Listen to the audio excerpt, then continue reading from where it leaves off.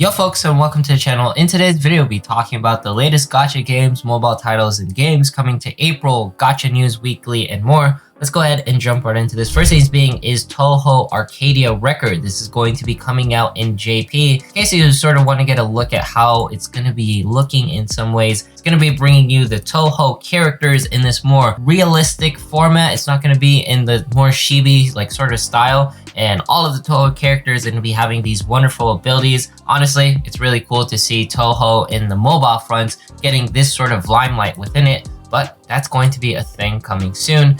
Then we also have the excellent roguelike Shiren the Wanderer going to be getting a mobile titles in JP. Just note you can play this in the Switches and PCs right now in case you want to do so. But for the most part, this is going to be one of the best roguelike dungeon RPGs that you can play for a premium price in my opinion. And it's totally worth it. I play this on my Vita and my PSP. It's a really cool game. I recommend it whenever it does release in global. Then we also have Silent Mist. This is getting a regional test or a CBTs in case you want to try this out. The art style sort of reminds me of something from AFK Arena, but I believe it plays completely differently because it has its own mechanics and sort of RPG sort of sense. You can see you're sort of walking around in the worlds or you're in the overworlds in the battles. And yeah, this looks like a tower defense sort of style. So in case you wanted something different from Arknights, and then here's going to be a look at the PvP. That one looks like auto style. But there you go, Silent Mist having its CBTs right now, you can play it. Then we also have Counterside getting its global CBT, all right, CBT. I want to make that very clear, 12th of April. You might have heard of it already, but this is going to be a wonderful game that's going to be coming out very soon in case you guys want to check it out. You can actually play this in Southeast Asia in English already, but I know a couple of folks want to wait until the global release, so going to be coming. Then we also have Aether Gaze getting its China release date for April 2022. That's a lot to say. But let's look at the gameplay in case you guys are sort of wondering what is this all about. It's going to be a 3D action RPG, but for the most part, it's going to be more of a colorful style of Punishing Gray Raven in case you want to check it out. In my humble opinion, it might not play that way because it seems like you're controlling multiple characters at once versus PGR where you could only control one character. But this is going to be a title that's going to be coming out in CN. And usually CN titles don't VPN gate their games. So this is going to be really cool to try in April 22, 2022.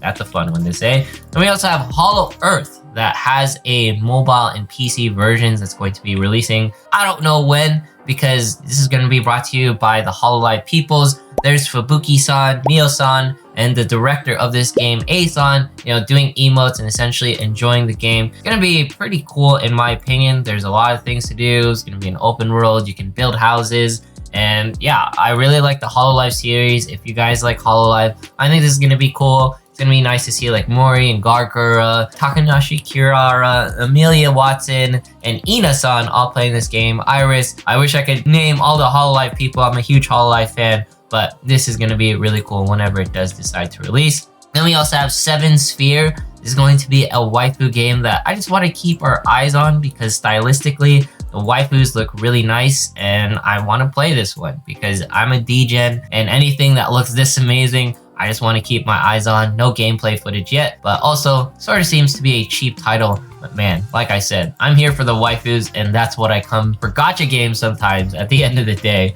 Then we also have a Sword Art Variant Showdown. This is going to be the looks of the gameplays. You might have already seen it, but why am I talking about this again? Because I think it looks like a pretty cool looking game. One of the better Sword Art Online that's coming out to mobile as of recent. Because a lot of times when these Sword Art games release, they look sort of haphazard. They don't have like this stylistic quality that I want.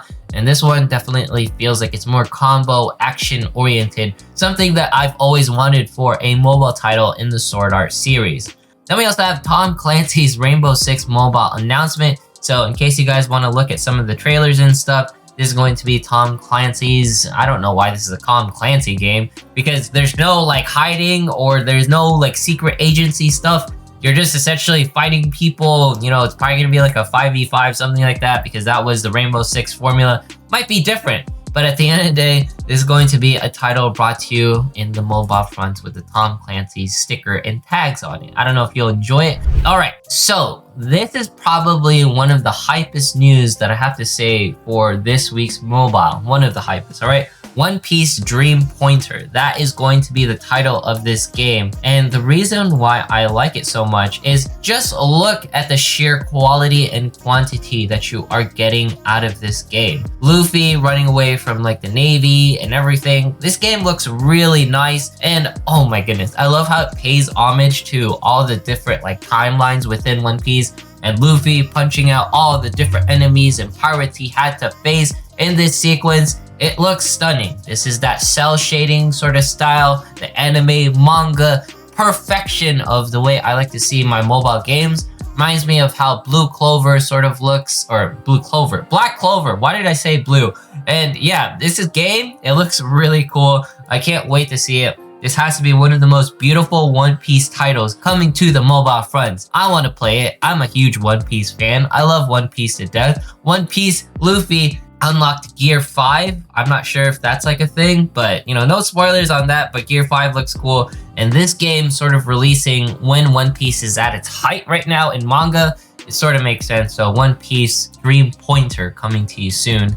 Then we also have the Dungeon of Gods games. This one's gonna be all right. It looks like an action RPG of sorts where, you know, you upgrades, you do the roguelites and all that. So in case you want to check this one out, that's going to be a thing. Then we have Sumir. This is going to be brought to you by one of the top indie developers ever, and it's for 2022 or 2021, I believe. And the reason why it's so important is because this is just one of those premium titles. I sort of want to introduce this into the channel because I know sometimes we're always playing gacha games, but if you want something more story-oriented, looks sort of cutesy, you want something that will give you, you know, that pulled heartstring sort of feeling, then maybe you want to try out Sumir. And I don't know if I'm even saying it right, but honestly, this game looks really nice. And maybe I'll give it a go once it finally releases in the Androids, because I don't have iOS, and this is only out for iOS for $6. Then we also have Shinkai Kaiden, the Illusion of 8 Million Gods. With this one, seems to be like an RPG of sorts, turn-based style, and get to talk with the gods. I don't know what I'm talking about this one. I just like it when I see gods in like sort of the mobile fronts. Then there is this Memento Mori that's going to be getting DMM Games PC version. Now, why am I talking about this one? Just look at the website. It looks really beautiful. And not to mention all the characters. Look at this waifu in particular. The ice, oh, just amazing. The detail, the waifu, the qualities, her voluptuousness. Yeah, this is one of the games that I think just looks nice stylistically, and I really want to try it out. Then we also have the Ultima JPs giving us the distribution calendars. So in case you're like, what's coming out in April 2022? There's going to be a couple of things, and Innocence is also going to be something that got announced as well for April 20th. I didn't really talk about it yet, but maybe we'll talk about it next week, so that's some cool stuff.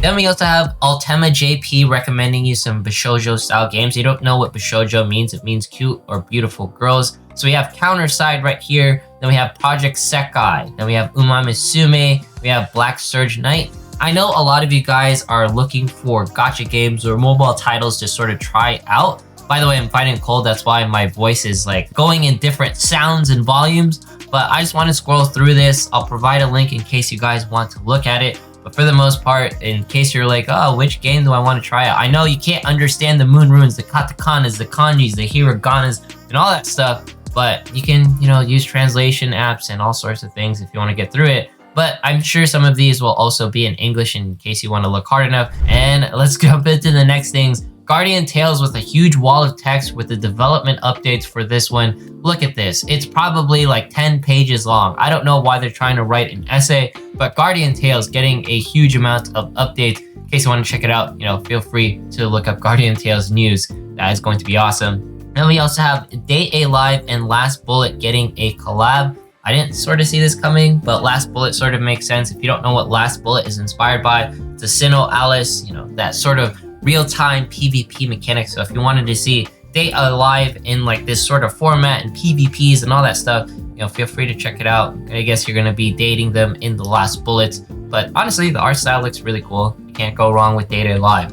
Then we also have the sad news, Brave Frontier, closing April 27th. So it's been amazing, Brave Frontier fans, for the folks who have played and tried this game, who have grew up with it since their childhood. I know I have, going to be getting closed on April 27th, 2022. On other news, we also have Don Machi collabing with the Date A Lives, in case you want to check that out as well. Date A Live doing its rounds. And then also Lord of Heroes getting its 2nd anniversary. So lots of cool stuff, lots of free stuff. And honestly, Lord of Heroes, probably one of the more interesting gacha titles, but you know, I just want to give it some love since 2nd anniversaries is a pretty big deal, especially for a game like this. Then we also have Blade X Lord Attack on Titan getting a collab. What's really interesting with this one is we get adult Eren in his 3D maneuver gear and all that stuff, and Mikasa. I don't think I would have ever imagined Eren wearing this outfit, but that's pretty cool for Blade X Lord. Then we also have the Sin Chronicle getting its 1 million sort of celebration. There's going to be events, free stuff, and all sorts of things. So Sin Chronicle doing well. In case you guys are sort of wondering how did this sort of turn out in JP, my goodness, that is a waifu that looks stunning. And then we have the April Fool's stuff, which Puyo Puyo doing its rounds with this little fishy character that you can get. I don't know if it's out anymore. I know a little bit late. We'll talk about why I'm late a little bit later. Then we also have Senran Kagura doing its April Fool's jokes as well. Why is Senran Kagura so important? Because look at the amazing waifus in this game. They look absolutely amazing, and Senran Kagura always delivering the goods, if you know what I mean. And then we also have Among Us doing a cursed horse mode for April Fools as well. Among Us with the memes, all the amazing things. Are you guys sus? Is this video sus? Then we also have Among Us doing all of the different skins with Ghostface, Halos, and Ratchet and Clank, so that's pretty cool as well. And we have the Grand Blues doing the April Fool's events with Bobobos. Bobobos has been in Grand Blues before, but honestly, this was a very cool anime to watch. I think it came out in Toonami back in the day. Then we have Genshin Impact having its Handsome Men official merch. So this is going to be JoJo and Bizarre Adventure inspired, in my opinion, because a lot of the JoJo characters look like these wonderful husbandos in their sort of posing formats, right? And then we also have Alchemy Stars getting its April Fool's joke with this weird animation style. I love how Tour Dog Studios is able to produce something like this and keep a straight face. Look at this menu. Doesn't it look absolutely adorable? Alchemy Stars, all the love to you guys. Oh my gosh, you're gonna do a poll right here. And what is the Tour Dog going to give us? Gives us what? Is this going to be a 5-star Tour Dog animation? Invasion of a mysterious character. There we go, new character coming soon. I don't know if that's a thing. But then there's also Slime Isekai collabing with Pac-Man. That is pretty cool. I don't know if this is an April Fool's joke. Seems kind of random, but the art and everything looks really legit. Then we also have a Grand Saga getting Final Fantasy 15 collab. In case you want to check this one out, I'll be covering Grand Saga a little bit later, whenever, or maybe it's already come out, but Grand Saga is pretty cool in my opinion. April 7th. And then that's going to be Final Gear Evangelion collab too. So in case you wanted to play the Evangelions within the Final Gears, that's going to be a thing as well. And then Arknight confirming it will be a free-to-play title, because this one's coming out then more than just mobile devices. The developers just wanted to confirm that this will be, and there's also going to be a stream on April 23rd. It will be a free-to-play title. So Arknight's getting its 3rd anniversary on April 23rd, 2022. Make sure to tune in on that, which I know we're probably going to get more news on Arknight's Enfield. And then we also have FGO having its sort of events with some characters re-releasing Minamoto no Raiko, then Francis Drake, Ulterior Pendragon Alter, Medea Lily, and then all the different characters right there and their wonderful silhouettes and the story events. You know, make sure to check that out. FGO stuff, always amazing. FGO JP getting the Innocent People Floating Island event. In case you want to check out this one, lots of in-game rewards and all that stuff. And also, I just want to shout out Editor-san. He's dealing with a death right now in the family. Not to mention his computer is bugging out. And then also there's all sorts of things where power runs out where he's at. I believe he is in the Indonesia, Malaysia areas. Correct me if I'm wrong, Editor-san, however way you want to do it. But huge shout outs to them for putting out the weekly videos. I know that's why some of you were like, hey, why is it late? Because there's life stuff that's occurring. I'm sick. Editor-san has all sorts of things going on in his life. But let's jump into the final bits with r/place, where we finally came together as a community to form some pixel art.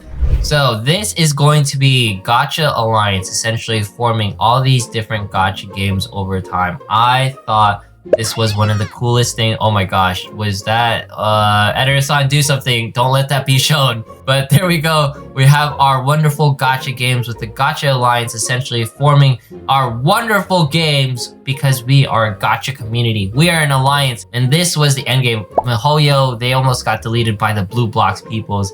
And this was so cool just to sort of see the community sort of come together. And then here's going to be the whiteout where Thanos pretty much snaps everyone. We'll show a final picture later. Look at this. This is going to be how it looks. Absolutely amazing. Gacha community, you guys are amazing for forming this. And not to mention, shout outs to y'all for watching the videos. It's been really amazing covering the gacha news. It's been a wonderful segment that I love and I hope you guys enjoy.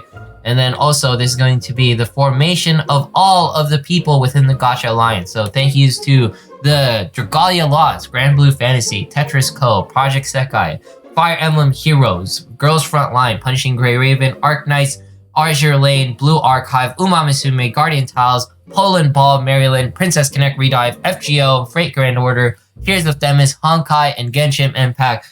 Gacha Alliance people, thank you so much for forming this wonderful picture. It is so well deserved. But anyways, if you guys made it this far in today's video, consider subscribing, dropping a like, leaving a comment, follow me on Twitch, follow me on Twitter. Once we hit 35,000 subs, we're doing a giveaway. Thanks so much for watching. Have yourself a fantastic day, and see you guys in the next one.